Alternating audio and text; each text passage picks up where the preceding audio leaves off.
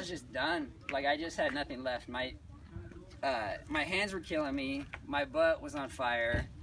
And I couldn't stand up to give it a reprieve because my knee hurt so bad that I felt like I was risking like serious injury if I kept going. Later on, Coach Kurt taught me how to preserve my legs on flats so that I didn't have this problem on climbing.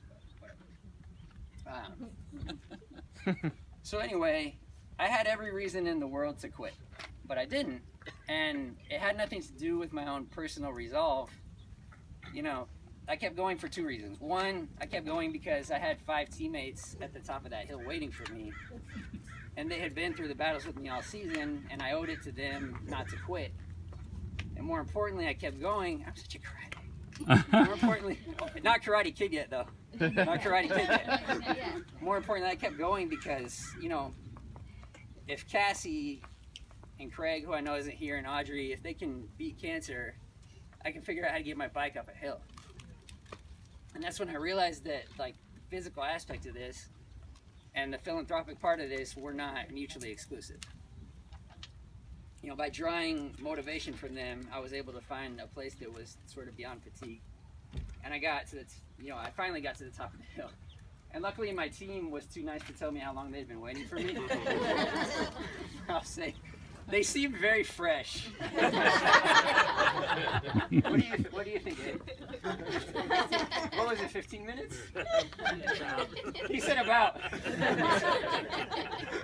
He says about 15 minutes.